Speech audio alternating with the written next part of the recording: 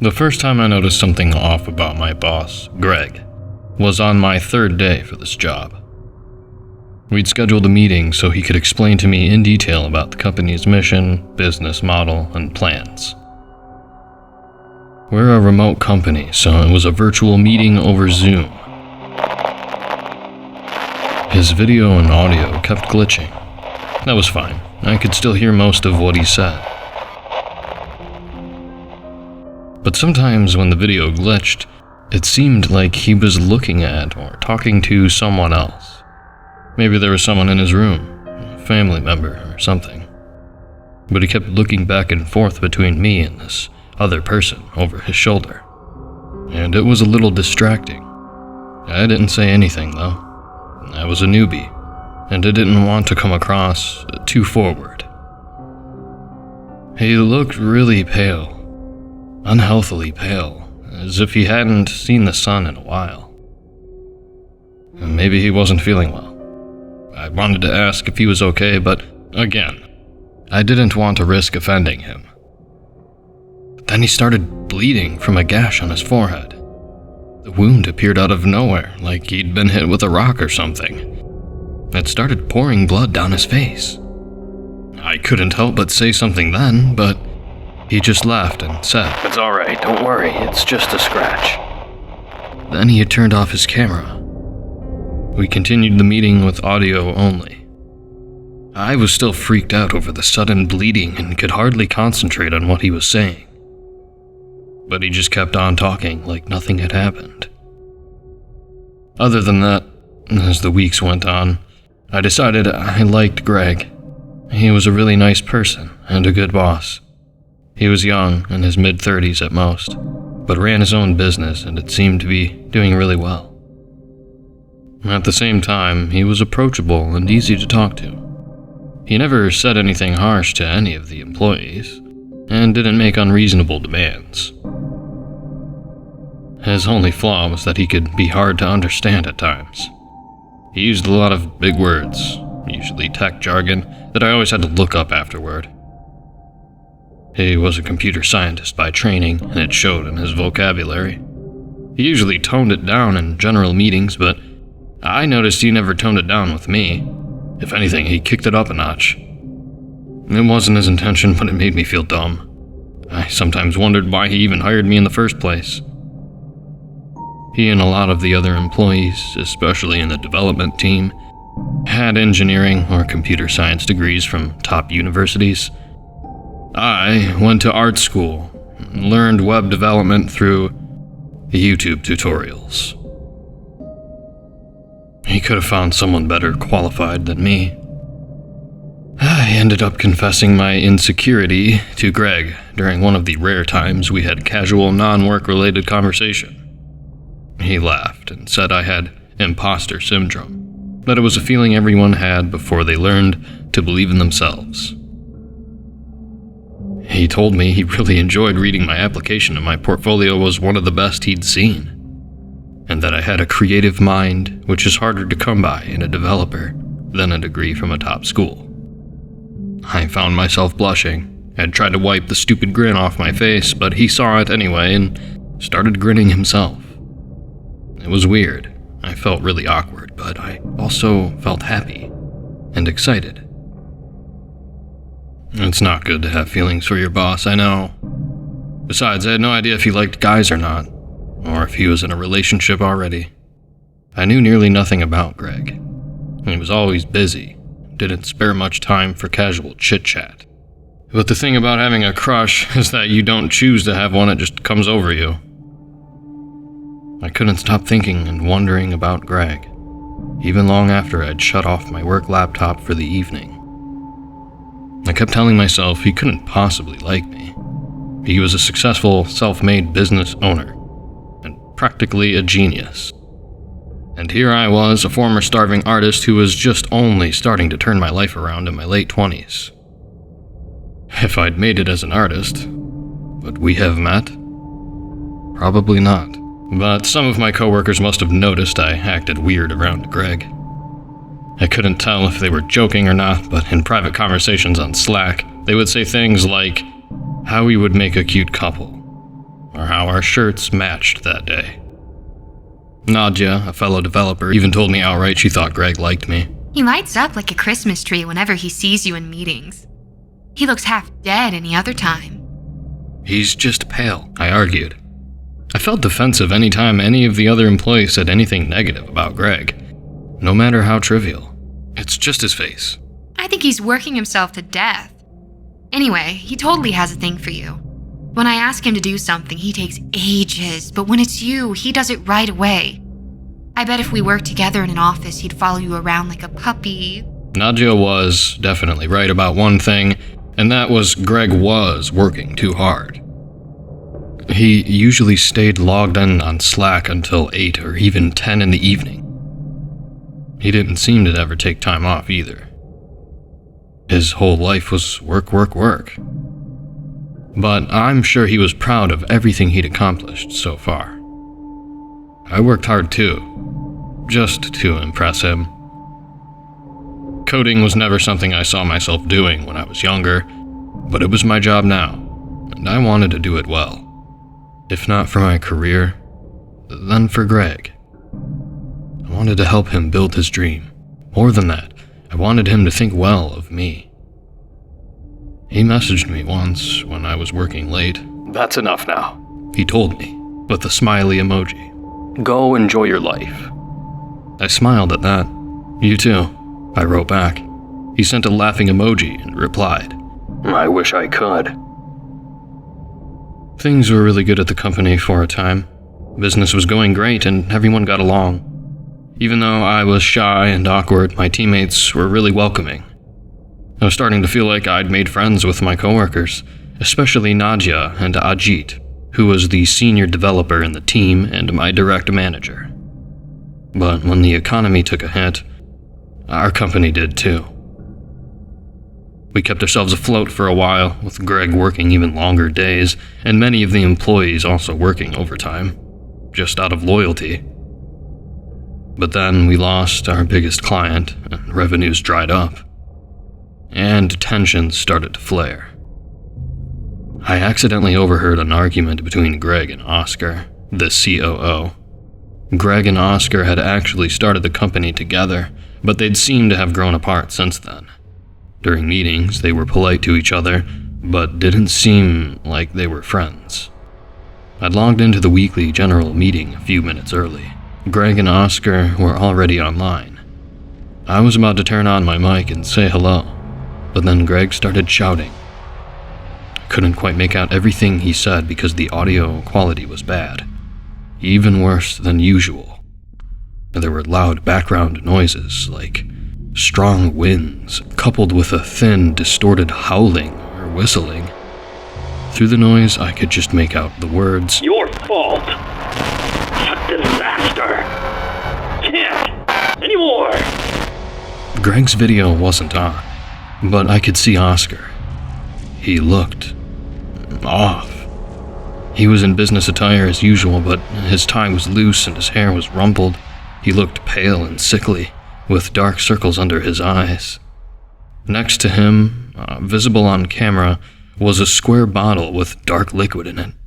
Had he been drinking? Suddenly the shouting stopped, probably right after Greg noticed I was there, and Oscar shut off his camera. When the meeting began a minute later, Oscar turned his camera back on. I was shocked to see that he looked completely normal. His tie was properly tied on, and his hair was combed and slicked back. His eyes didn't have dark circles under them. The bottle wasn't there either. More than that, I was shocked by what I'd just heard. I'd never heard Greg so angry before. He was always calm and gentle, but he'd been screaming at the top of his lungs.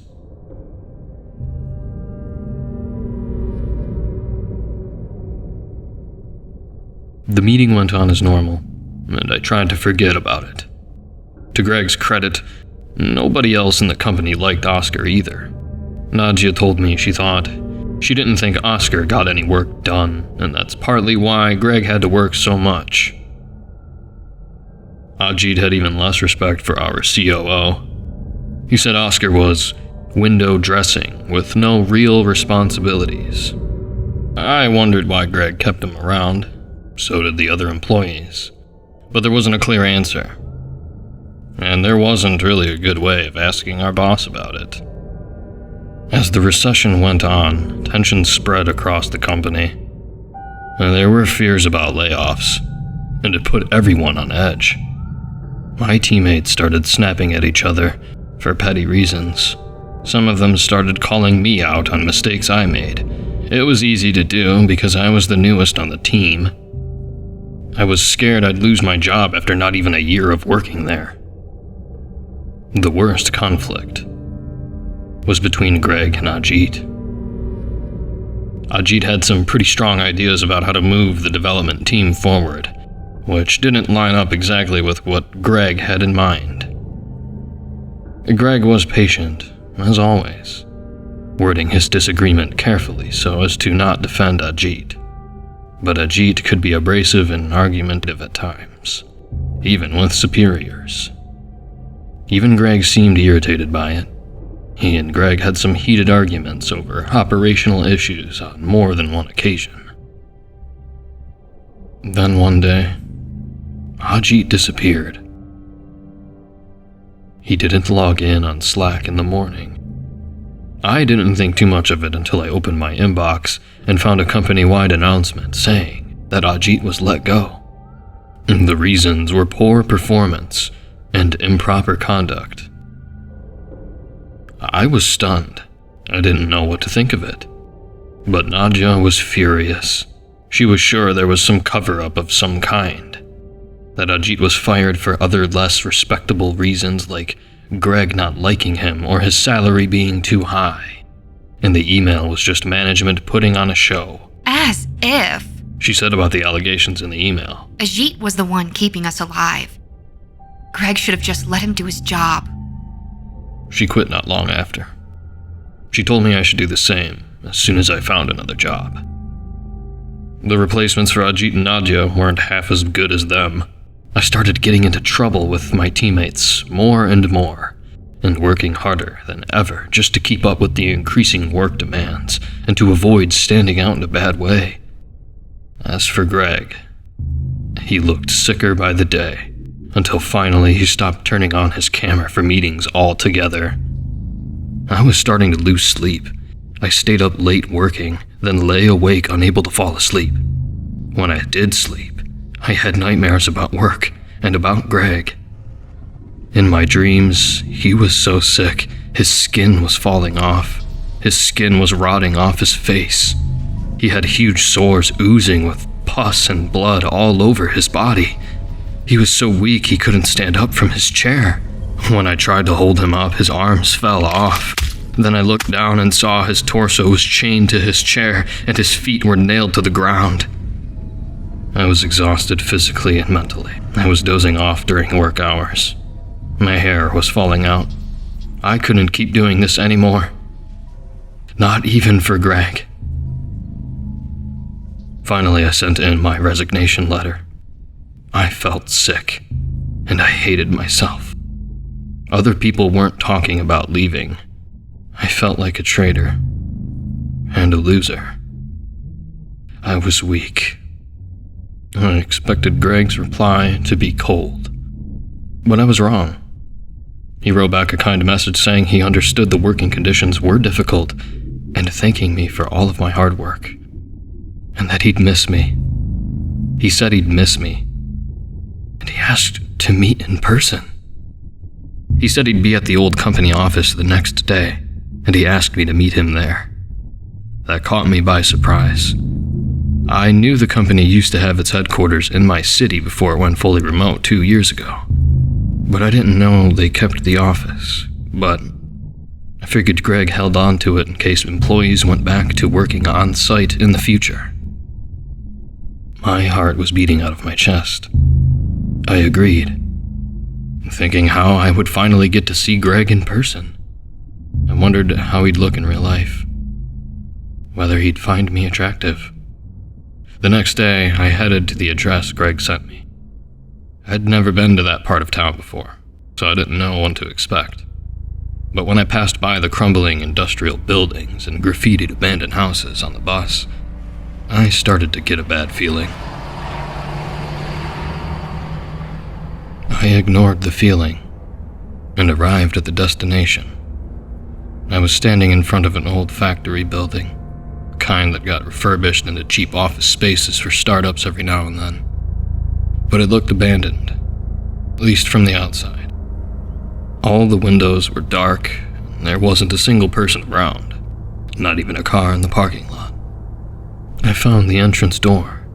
It was a rusted metal door with the dark paint chipping off. I wondered if I was going to be locked out. But I pulled the handle and it swung open. The inside was dark and dusty. I took a deep breath before going inside, then went up the stairwell to the second floor where Greg said the office was. The lights weren't on, but the long windows in the stairwell let in enough light for me to see where I was going. The office was right across from the staircase, Greg had said. I found it easily. The bad feeling intensified when I looked into the office. It looked abandoned just like the rest of the building. All the lights were off, but enough sunlight came in through the large windows. I could see the place hadn't been used for months, if not years. A thick layer of dust covered the carpeted floor and every other surface. There was a full garbage bag by the door, and it gave off a rotten smell. A dead rat lay next to it. I hesitated, then walked inside. Hello? Greg? It's me. Cal. Greg, if he was inside, didn't answer. I walked through the dusty hallway, my heart thumping in my chest. I looked in through the glass walls of the meeting rooms and poked my head into the small kitchen. They were all empty. I reached the work area in the back, which had 2 rows of desks. There were 10 desks in total, each with a monitor and a keyboard. The place was empty. But there was one sign of life, which was a blinking monitor on the far right corner. I approached the workstation and breathed a sigh of relief. Pinned to the bulletin board on the wall just above the desk was a sheet of A4 paper, on which was written in neat block letters, Greg L. It looked like he'd just been in here.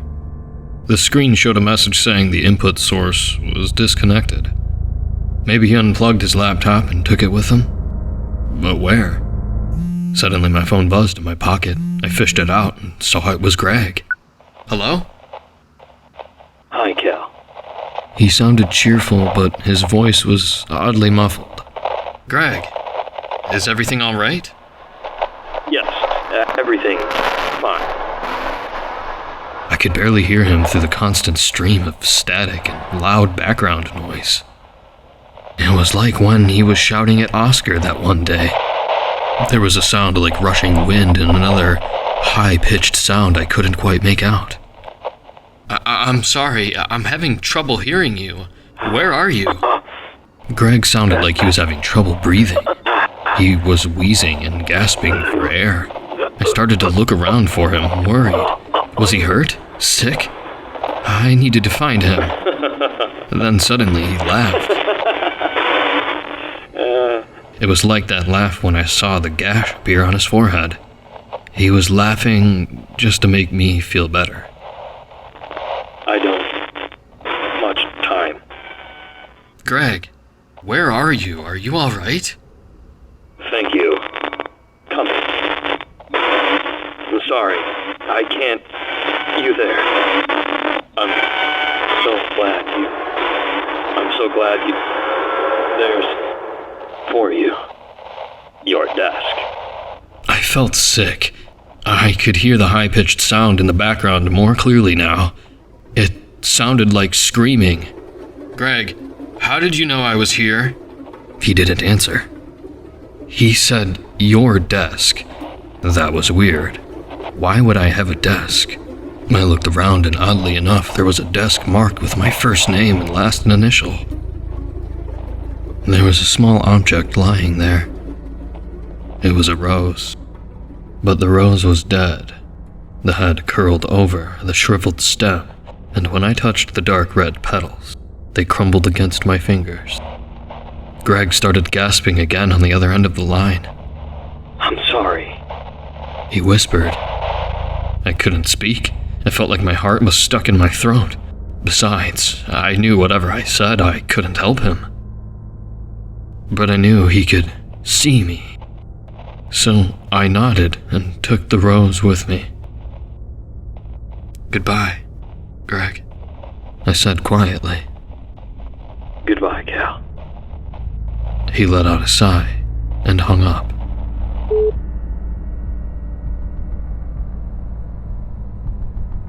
When I pushed the entrance door shut behind me, it was a lot noisier than I expected. When I looked back, I was surprised to see it was secured with a padlock and heavy chains. They definitely hadn't been there when I arrived, or when I got out. There wasn't any way I could have gone through the door. Before I left, I looked up toward the second-story windows. I don't know what I was hoping to see there. Greg, probably. But this definitely wasn't it. It was Ajit screaming. I was rooted to the ground, just staring at Ajit's face in the window. His mouth was open in a silent scream. His eyes were full of terror. Then I blinked and he was gone. He disappeared. Ajit! I yelled. I pulled at the door, but it was useless. It wouldn't budge. I called his phone, but it went to voicemail. I paced around the locked building, trying to think of what to do. Just then, my phone rang. I answered it without looking. Ajit? What? No, it's Nadia. I'm calling about Ajit, actually. Have you heard from him? No, it's just I saw him at the old office building and he looked like he was in trouble. What? Cal, Ajit's gone missing. Nadia told me she was worried about Ajit after the company let him go so abruptly, so she sent him a few messages offering support. He never responded to any of them, but she figured he was just stressed and needed time alone. But just now, she saw on Facebook that his family was looking for him. They'd reported him missing and were seeking information related to his disappearance. The last time anyone had seen or heard from him was over a month ago, around the time he was fired. I called the police as she suggested. They arrived and picked the door, then searched the building up and down. There was no sign of Ajit, and there was no sign of anyone else having been there aside from my own footprints. I told them about Greg's desk monitor being on. They told me that it was impossible. The building had no power. I told Nadia everything that happened. I knew it sounded insane. Even I thought it was crazy, but I still had the dead rose in my hand. My call history showed I'd spoken to Greg, and my footprints were in that building, which had apparently been locked the entire time. She sighed. Cal, I have no idea what's happening, but I have a really bad feeling about this. A couple days later, I met up with Nadia and a few others who wanted to help find Ajit. We agreed to try and find Greg and speak to him in person. He was the closest we had to anything like a suspect, given Ajit's rocky relationship with him. And if Greg was in trouble, Nadia and I wanted to help. But how? Greg never answered his phone anymore, but still signed in for work, according to our old coworkers. But he'd been weirdly reclusive the whole week. The only time he contacted anyone was to delegate tasks on Slack. He hadn't shown his face in days. It sounded ridiculous, but they weren't sure that it was even Greg. Nadia eventually texted me Greg's home address. She was cagey about how she'd gotten it. I got the impression her methods weren't completely legal, so I didn't ask questions. I agreed to meet her and the others there. I arrived in front of the house. It was an upscale neighborhood built in a modern style with a flat roof line and floor-to-ceiling windows. I could only see half of the house from the beginning of the driveway. The rest was obscured by tall evergreen trees. I was standing in front of the tall metal gate, unsure of what to do. There wasn't anyone else there. It looked like I was the first to arrive. Just then the gate buzzed loudly and swung open. I stepped inside hesitantly and walked up the driveway. The bad feeling I had when I saw the office was nothing compared to what I felt now. The sight of the long, dark windows made me feel sick to my stomach. The others were waiting for me by the front door. Aside from me and Nadia, there were our former teammate Jason, Ajit's older sister Shruti, and a guy I didn't recognize. How'd you guys get in? Is Greg not a sign of him? Jason shook his head. He was right. The place looked deserted. The huge windows give a clear view into the front of the house, but there was no movement inside. The lawn was a patchwork of dead grass and weeds. The expensive-looking sports car parked in front of the house was covered in dust and grime. We broke in. Said Nadia grimly. She gestured to the stranger. Meet Angelo. Michelangelo, or Angelo for short, was Nadia's friend from university. She admitted he was a little sketchy. He bowed theatrically when she said that, but harmless. Mostly. He worked in home security, but had a side hustle where he hacked into private security systems. Again, I didn't ask any questions. There were security cameras along the perimeter of the house, but Angelo had already disabled them. He didn't have any trouble getting around the fancy electronic lock on the front door either. The five of us stepped inside. I started to call out, but Angelo stopped me. "We need to be extra careful," he said. "The security was a little extreme for a house of this size. I think someone's keeping a close eye on the place." As Angelo said, the house wasn't especially large. It was spacious for a house so close to the city center, and probably cost a small fortune just for the location alone. But it was more or less a regular-sized house. It had a living room, a kitchen, and a home office on the first floor and 2 bedrooms on the second floor, with a bathroom on each floor. A door in the kitchen led to the basement. We went through each room, looking for signs of Greg or Ajit or anything that could help us in our search. The living room was very sparsely furnished. It was practically empty, in fact. Either Greg was a minimalist, or he simply never spent much time there. I did spot 2 small photo frames on the mantelpiece. They were lying face down. I couldn't tell if the positioning was deliberate or if they'd simply fallen. I carefully stood them back up and wiped away the dust. They both showed Greg with a couple I assumed were his parents. The first showed him when he was around 10. The smiling kid looked exactly like a miniature version of the adult Greg, except with plump rosy cheeks. The second was a graduation photo. He had a serious expression on his face and stared straight ahead. His parents stood on either side of him, beaming with pride. We moved onto the kitchen, didn't linger for long. The bin under the sink was full of rotting garbage, giving off a nasty smell. Nadia opened the fridge and quickly shut it again as the smell of rancid food overpowered our nostrils. The fruit bowl on the counter held a few apples that were rotten black, and an orange so moldy it was completely green. The office was slightly more furnished than the living room, but just barely. There was a large desk with a monitor, a keyboard, pens, and other office supplies strewn around. Conspicuously, the room didn't have any computers. If Greg or anyone else had been in here recently, they'd taken them somewhere else. On the opposite wall was a metal file cabinet, which Angelo immediately unlocked. Shruti and Nadia started tossing out thick bundles of paper right away, and Jason started digging through one. I hesitated before reaching for a bundle. My hands were shaking. I felt guilty and scared. Scared to find out the truth, a voice whispered cruelly inside my head, where only I could hear it. The image of Greg from my dreams, chained and corpse-like, filled my mind, and next to him was Ajit screaming. Angelo saw me standing there, petrified, and laughed. Cheer up, mate. We've already broken into the guy's house. Besides, invading his privacy might be the only way to save him.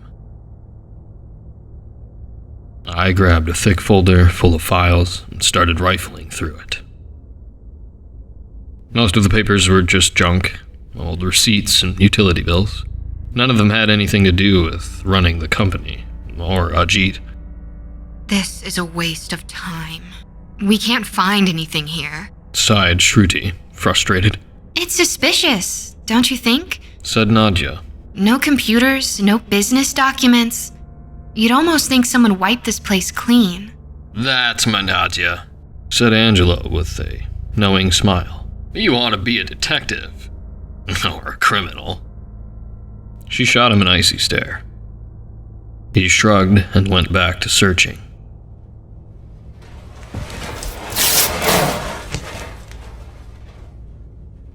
We were about to give up when Jason suddenly stood up, holding a sheet of paper. His eyes were wide. What the? Nadia grabbed the paper from his hands. Her hand flew to her mouth. Her eyes were even wider than Jason's. She silently passed the letter to me. It was a diagnosis. The words, lung cancer and terminal, tore through my chest like bullets. The letter was dated 2.5 years ago. None of us could believe it. For as long as Nadia, Jason, or I'd known Greg, he'd been showing up to work, day after day without fail. Had he been dying of cancer the whole time? Where was he? The rest of the files didn't yield any clues. Shaken and frustrated, and with even more questions than before, we emerged back out into the hallway and spread out to search through the rest of the property. I went upstairs to the bedrooms. It felt wrong, but like Angelo said, we'd already broken in, and I had to admit, I was curious about Greg's life. The first bedroom, a spare, looked to be used as a sort of library or reading room. There were several tall shelves full of books on programming, mathematics, technology, and business. Hidden away in the corner was also a small collection of comic books. That made me smile a little. The second bedroom was Greg's. I stood in front of the closed door for a moment, hesitating to go inside. The dread that had been building inside of me the whole day was now at a boiling point. Finally, I went in. I couldn't explain it, but the air in that bedroom felt different from the rest of the house. It was heavy and overwhelmingly sad. The bedroom only held key pieces of furniture, including a large bed, a dresser, nightstand, and a tall lamp. It was otherwise spare and empty. There were some artworks hanging on the walls, mostly abstract pieces, but they were all somehow discomforting. There was only one that caught my eye. A charcoal drawing that seemed to depict pieces of machinery spread apart. Looking at it made me feel lonely. I realized that, aside from the two pictures in the living room, the house didn't have any reminders of people in his life at all. I wondered if he allowed himself to have a social life, or if his life was just one long workday after another. I fought a sudden violent urge to tear the room apart, smash the lamp against the headboard, and empty the dresser out onto the floor. I couldn't go inside the closet. I merely stood, gazing at the rows of neatly folded shirts and pants for a bit before closing the door and walking back out into the hallway. Quick! Get to the basement! It's Shruti! We ran down the steps to the door in the kitchen. I could hear Shruti screaming from the basement. Angelo rushed in from outside. We yanked the basement door open and sprinted down the stairs. The light in the ceiling illuminated the bare, unfurnished basement. Shruti was kneeling on the concrete floor. bent over a body lying on the ground. She was crying and calling out her brother's name. Ajit was emaciated. He normally leaned toward chubby, but he was all skin and bones as if he hadn't eaten in weeks. He lay completely still with his eyes closed. My hand shaking, I reached out and felt his pulse. He was alive, just barely. Still, he didn't open his eyes, and he didn't respond to Shruti's frantic calls. Angelo had a grave look on his face. He pointed to the needle marks on Ajit's arms. "Was he a user?" he asked Shruti hesitantly. She shook her head. We could only think of one thing. He'd been kept here and drugged repeatedly. But why? And by whom? Ajit was handcuffed to a pipe sticking out of the wall. Angelo picked the lock easily. He said it was a cheap handcuff, probably from a novelty store. We carefully carried Ajit's fragile body up the stairs and out of the house. It was dark now. The moon was shining brightly in the sky. Jason and I supported Ajit on either side, his arms hanging limp over our shoulders. He let out a faint groan as we emerged into the cooler night air. As we passed the row of evergreen trees in front of the house, I thought I saw a pale face quickly disappear behind the leaves. I didn't mention it to the others. Shruti was sobbing uncontrollably, afraid Ajit would die before we got him to the hospital.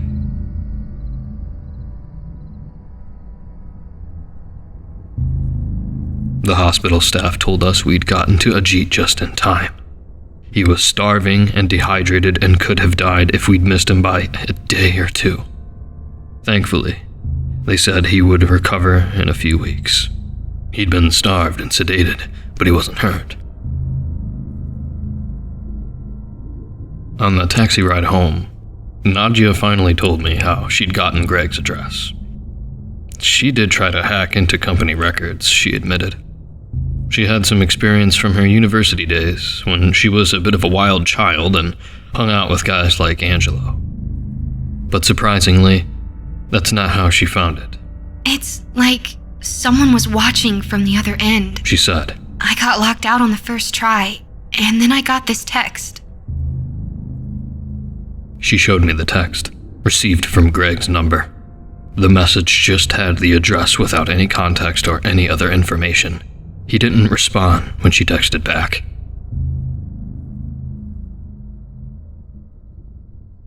I collapsed onto my bed an hour later. It was close to midnight and I was utterly exhausted. The others were probably the same way. But the night had one more surprise for us all.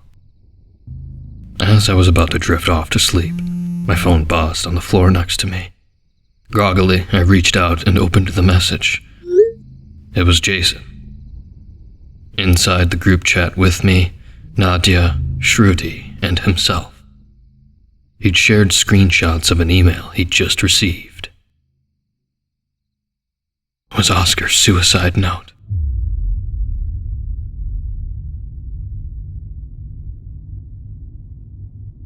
The email had been sent out to the entire company just at the stroke of midnight. This is a copy of the text. Important announcement concerning the passing of our CEO. Date March 6th, 2021. My dear colleagues, as you all know, I started this company together with Greg in the fall of 2016. At the time, we were ambitious and full of hope. I never imagined our hope would be cut short by something as cruel and unthinking as a disease. When I found out Greg had been suffering from lung cancer, it was too late. He had already passed away. I know what you're thinking. It's impossible. 2 years ago, I would have reacted the same way. But my experience since then has taught me that what we think of as possible doesn't even scratch the surface. I found Greg dead in his home the night of February 8th, 2019. He had called me over to discuss an important business matter. He said it was urgent, and that it had to be in person. I found the front door open, but when I called out, there was no answer. Eventually, I found Greg collapsed in his bedroom closet. He was already cold. It would be over a week before I learned the cause of his death. He had been diagnosed with lung cancer a year before. Still treatable at that time, but ignored every bit of medical advice and continued to overwork himself, refusing treatment and even keeping his condition a secret from everyone else. I couldn't fathom why he would do such a thing. Why would he destroy his own life just to run a fledgling company whose long-term success he couldn't guarantee? But as I came to realize, Greg saw things differently. He never had any doubt in his mind the company was headed for grand success, and not only that it would change the world. He could see it, if only in his own mind. Achieving this vision was his great mission in life, and he would have given up everything to see it come to fruition. But he was running out of time. I can't pretend to know what it was like to be Greg in that final year of his life, to be filled with a vision so large that it consumed every waking thought, while haunted by the knowledge that it could die with him within months or days. He worked like a madman. We all praised him as the hardest working man we knew. The truth was, he was in a race against death. A race he ultimately lost. It shames me to admit that my first thoughts when I found his body were not about Greg or his unfulfilled vision, but what his death meant for my future. I couldn't run the company without him. I was the face of the company, the one who wheeled and dealed and brought in investors. Greg was the brain, heart, and soul. It was his genius that made the business worth wheeling and dealing for in the first place. His passion that held our small ragtag team of dreamers, rebels, and opportunists together. I feared the reactions of our investors, clients, and all of you. All the excitement and hard-earned trust that buoyed our initial success, on which the company's continued success depended, would be gone in a flash, as soon as Greg's passing came to life. The dream we'd both worked so hard to build would collapse like a house of cards, leaving nothing but a crushing pile of debt to my name. What I did next can't be forgiven. In a moment of weakness, I decided to hide my discovery and prolong the charade of being a successful businessman just for a while longer. I left his body lying there and told no one. My cowardice ran on for days, then a week passed. I didn't even have the common decency to bury his body. Not until it was too late. I left him to rot. All alone in the dark. At first it was simply to hide my own knowledge, to feign ignorance and surprise when his body was discovered, preferably by someone else, a housekeeper perhaps. But eventually it was fear, more cowardice. I shudder to see his bloated body in that closet, his excrement soaking the floor, maggots in his open mouth, knowing that it was I who allowed it. I agonized every day for a week. Each day I told myself, today I will do right by him. But all I could do was stand in front of his house each night, like a coward, too afraid to face his rotting corpse, and even more afraid to face my impending failure. I nursed my shame by brooding over Greg's mistakes. Why had he lied? Why hadn't he prepared me and the others for this exact situation? I suppose Greg was too stubborn to admit weakness. That was always his Achilles heel. He forgave everyone else for being human, but he never afforded himself the same grace. Imagine my surprise when Greg greeted me at the office late one night. At first I thought I must have made a mistake, that he hadn't been dead when I found him, but merely unconscious. I was overcome with both guilt and relief. I threw my arms around him, only to embrace thin air. Then I realized with terror that we were not alone. Hell came with him. The voices of the damned swirled around him, screaming and accusing. Unseen hands hurt him, made him bleed. He said he deserved it. He was being punished for what he wouldn't say. But it was undoubtedly still Greg. He had the same face, the same voice, the same unkillable ambition. He said he'd come back to finish what he'd started, and wouldn't rest until his dream was made reality. I did an evil thing. I didn't stop him. I didn't even try. I let him work. For the past 2 years, Incorporated has been a fully remote company. On the surface, that's not so unusual. Nowadays, remote work is common, expected even. But for our company, this shift served a unique purpose: to hide the fact that our CEO, Greg L., is deceased. Yes, it's unbelievable. It sounds like a drunkard's ramblings. I confess that my lifestyle has deteriorated over the past 2 years, making me unreliable in many aspects, at least not in my work responsibilities. I hold on to his position only by a single thread. That thread being Greg's reliance on me to keep silent. But believe me when I say, everything in this letter is true. For 2 whole years, our charade went on undetected. Greg continued to lead us as he did when alive, perhaps even better. Our profits grew quarter after quarter. We continued to expand and optimize our product line, quickly becoming a top competitor in our market. Our company continued to grow, bringing in the best talent from all over the world. If we'd met under different circumstances, I would have been proud to be your COO.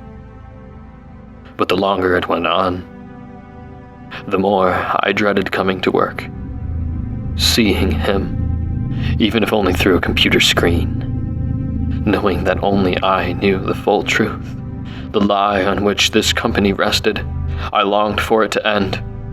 Surely he'd stop at the next product launch, I thought, or the next big contract. Only he wouldn't ever stop. His dream continued to grow, even after death. He set his goals higher, his plans even grander, his standards for himself even more punishing. This was his chosen afterlife, a hell of his own making. Yet the whims of fortune favored no man, not even the man who cheats death. As all of you know, these are challenging and turbulent times for Incorporated, as for many other businesses. This has had ramifications beyond our company's finances to create a tragedy for which I am solely responsible. Your colleague, Ajit, understood our CEO better than anyone else. You may have noticed their differences of opinion, but underlying these disagreements were 4 years of close collaboration, during which they developed a deep mutual respect and trust for one another. Ajit had suspicions about Greg's health for a long time, going as far back as when we all worked in the office together. For a while, Greg managed to reassure him that all was well, but due to recent events, Ajit's trust for Greg's word eroded. He decided to confirm the truth with his own eyes. He visited Greg in his home. I watched it all unfold. I'd grown so fearful of anyone discovering the truth that I installed security cameras on the property, through which I watched for interlopers day and night. I saw Ajit standing outside the gate of Greg's house. Unbelievably, it appeared to open by itself, and Ajit walked in. The front door then proceeded to open for him as well. Inside, Ajit began conversing with an unseen person. I could guess who this person was. My cowardice won over my better judgment yet again. I rushed over to the house and knocked Ajit unconscious. I dragged him into the basement and locked him inside. I was at a loss for what to do next.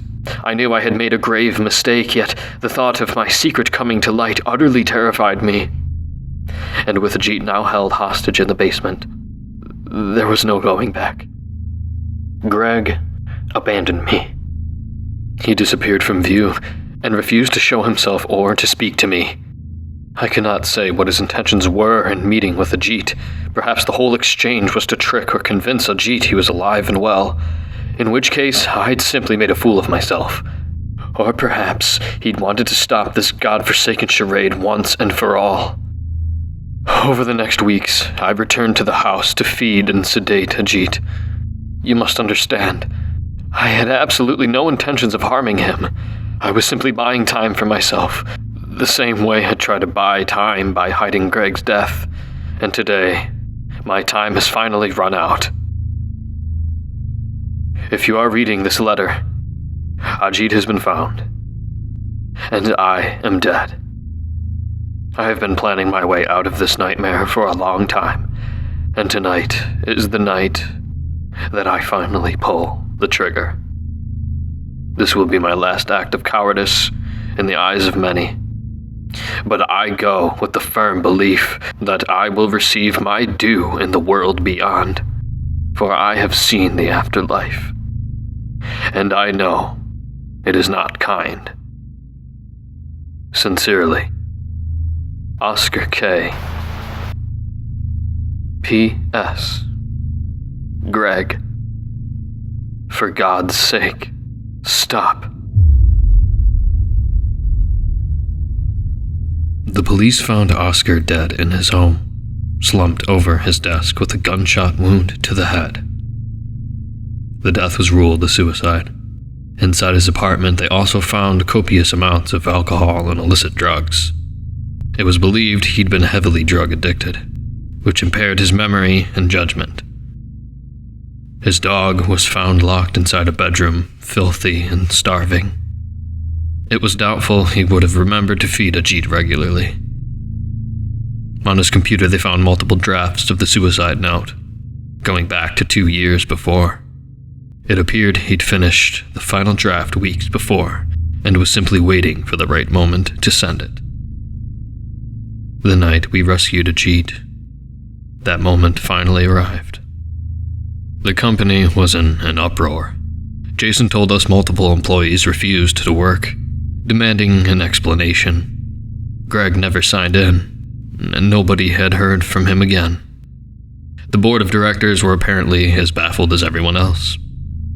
After appeasing the employees with compensation packages, they quietly set about looking for a new CEO.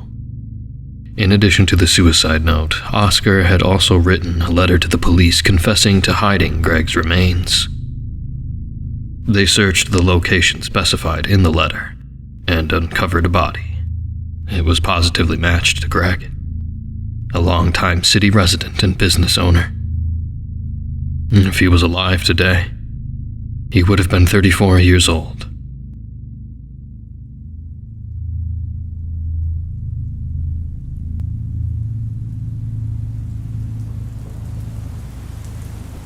It rained non-stop during Greg's funeral. There weren't many people there. Most people who'd known and worked with him over the past 2 years couldn't believe he was dead, less so that he'd been dead this whole time. They must have thought it was a sick joke or cover-up. I can't blame them. Nadia, Jason, and Angelo were present. Ajit wasn't feeling well enough to come, but he sent his regards. I recognized Greg's parents from the photos. His mother's eyes were red-rimmed but dry. His father was grim, expressionless. I'd read in the news that he was a professor of theology in a prominent university, and that he'd disowned his son for being gay. The ceremony went by in a blur. Afterwards, I wouldn't be able to remember a single word of the pastor's sermon or the eulogy. All I could think about was the way he used to smile when I smiled. The nervousness in his voice when he asked to meet in person.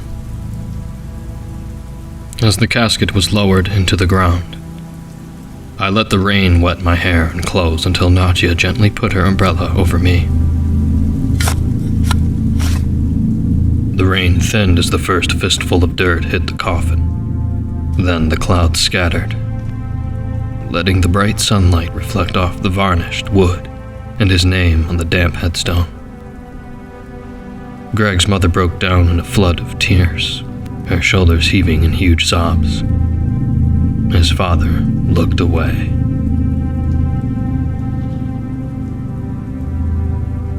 I lingered after everyone else had gone.